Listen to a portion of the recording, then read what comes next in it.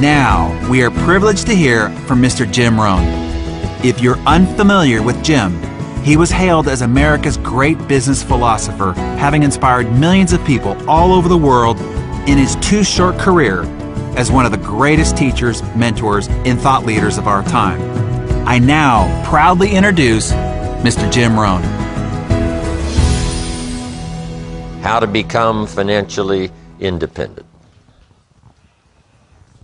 Living in America, of course, it's everybody's heritage to become financially independent. Now, it's fairly easy if you start at age 15. To become financially independent by age 35. How many years between 15 and 35? 20. So make the note, 20 years in America is enough time to become financially independent. Now, we can use all kinds of terms, getting rich, becoming wealthy. Sometimes rich and wealthy is a little bit heavy, where someone might say, I don't need to be rich. But, you know, rich is always in each person's concept of rich. You know, it used to be a long time ago, rich was being a millionaire, but, you know, a millionaire, $1 million is not that much anymore. So everything is relative. But someone says, well, I don't want to think of myself as trying to get rich. So, you know, there's other language we can use from a variety of semantics. You know, we can choose what's more comfortable. Becoming wealthy. The term wealthy in everybody's mind is probably a little different of what the amount is or what the accumulation is. So that's interesting. Rich or wealthy. But here's one concept I think everybody can comprehend, even the kids, and that's to someday be financially independent. So now let me give you my definition of financial independence. My definition is the ability to live from the income of your personal resources. The ability to live from the income of your personal resources. Meaning, at that point, you wouldn't have to work, that is to make a living, or work to earn money, because now you have enough income from your personal resources. You would then simply work for accomplishment, you would work for pleasure, you would work for joy, you would work for whatever. But from that point on, once you became financially independent, you wouldn't have to work anymore in terms of supporting yourself, in terms of like making a living. So that is a heritage for all Americans, that you can become someday financially independent and live from the income of your personal resources. Now, here's the next question. How do you wish to live? There's a difference between modestly and extravagantly. If you wish to live extravagantly from the income of your personal resources, you'd have to have a lot more personal resource. But if you wanted to live modestly, and if that life would suit you, modest in terms of what it would require to, you know, support your daily living.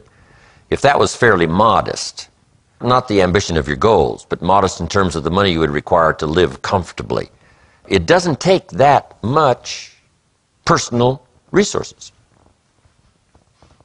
I mean, it doesn't take $100 million, you know, it doesn't take $50 million, it doesn't take multiplying $1 million, let's say at 12%, it's $120,000 a year. You could live fairly well on $120,000 a year, even after paying taxes. But it depends on how you wish to live. It depends on your own personal lifestyle. Now, if you need a mansion in every major city in the world, it's going to take more personal resources, right? If you need a jet and a chauffeur and a limousine and, you know, this whole concept. But to be free of anybody to have financial claim on you, and to be free to live, you know, in a fairly easy manner, all you need is a certain amount of personal resources to be able to live from the income of those resources. Here's what we call that, whatever those dimensions are, financial independence. Now, here's one more exciting thing. We talked about it a little bit earlier. To beyond that to be exciting, and that is debt-free.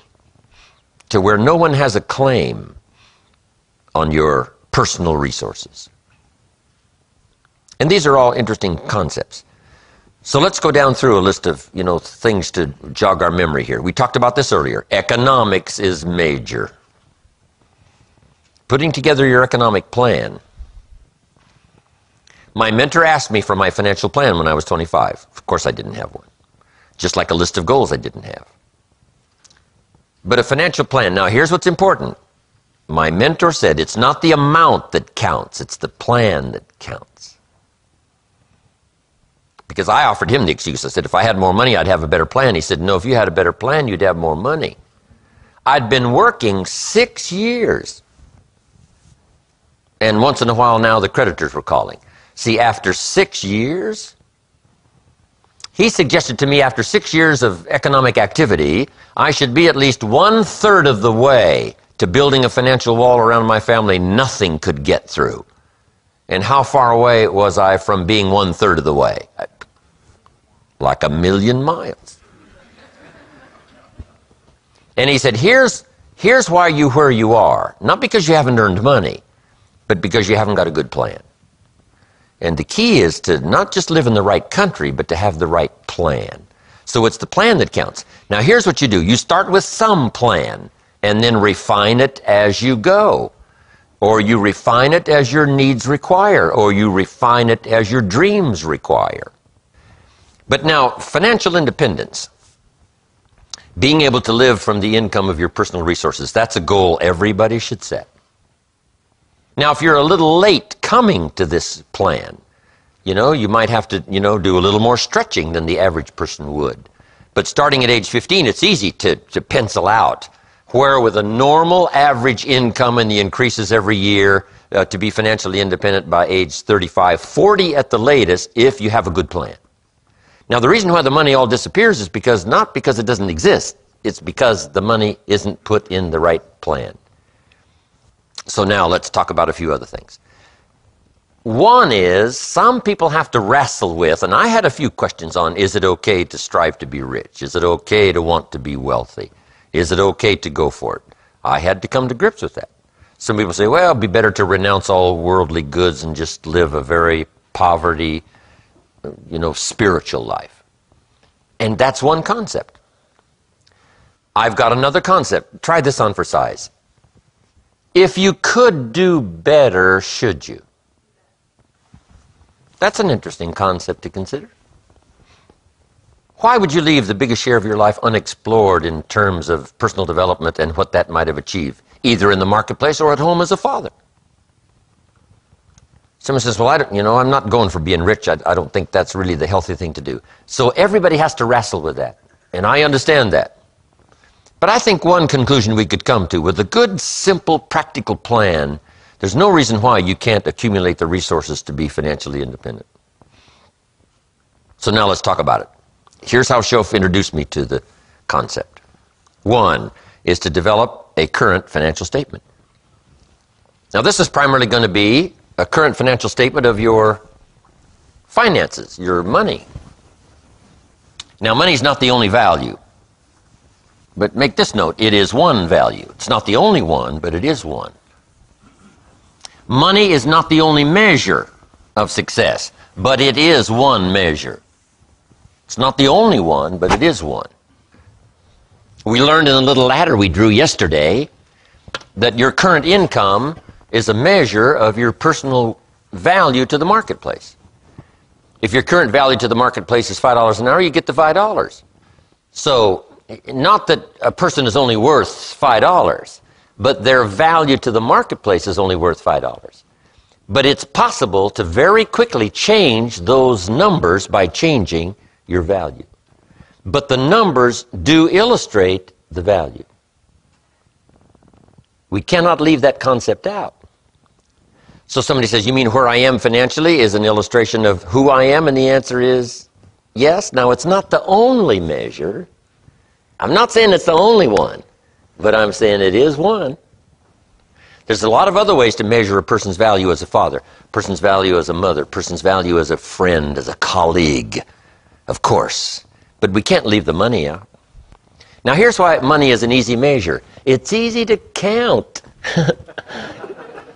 Say, how are you doing? Well, there's a lot of, things we could throw out there about how you're doing, how you're doing. And when we say financially, that's easy. Let's count. Say, wow. So let's face the count. So my mentor said, let's come up with a financial statement. I said back then, what is a financial statement? I didn't know.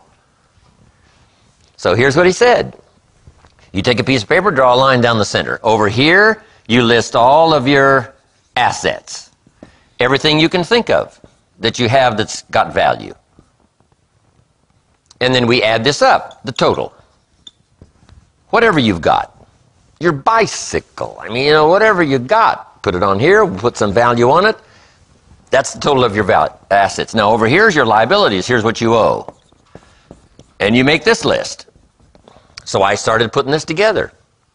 I said, well, if I do this, it's not going to look that good. He says, it doesn't matter how it looks. It matters whether or not you do it.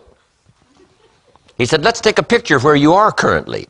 As bad as it may be, or as good as it may be, let's take a picture after 6 years. Click.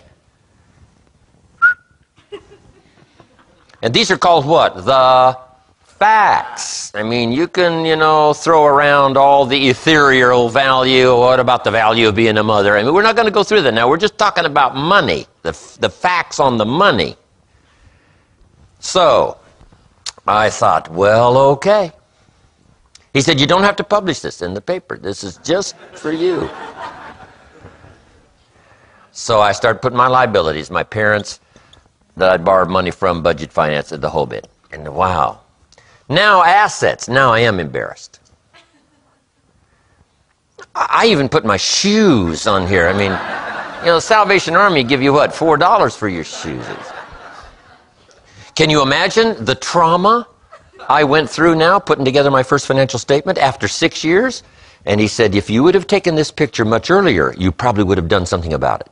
So this is what you must affirm now. This is the truth. This is where you are. This is not everything in your life, but this is where you are financially.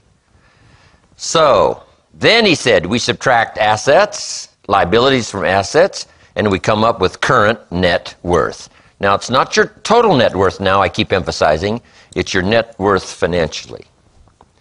And you can imagine my picture did not look very good. Now, here's what he said. Let's start changing this picture. And the change you want in the picture is what? For the asset values to start going up and these numbers to start coming down.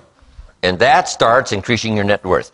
Guess how quickly you can do this? Almost immediately. One is to quickly think of something that you didn't think of to put in the asset columns. Let me explore my closet. Let me find something here with a little more value, make me look a little better. Whatever that is. Now, on the liability side, then we start working these numbers down. And he said, you cannot believe the excitement of almost daily changing your net worth. Daily changing your net worth. Every time you pay off one of your bills, you just do this. And you just get great excitement in paying your bills. And here's what I told him. I said, I hate to pay my bills. He said, why would you hate to do that? It decreases your liabilities. And I never thought about loving to pay my bills. He said, no, you got to get excited about paying your bills.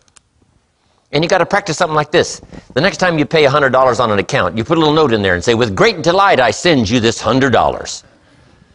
Because my assets are going up and my liabilities are going down. I'm on a new track. I'm never going the old way again. Somebody says, will $100 do that? And the answer is yes. So that you can begin to practice not only the new method, but the new attitude. Not just the new method, but the new attitude. And when you combine both the method and the attitude, you can get some incredible results. Number one, your self-esteem starts to go like this. It's unbelievable, charting all this course.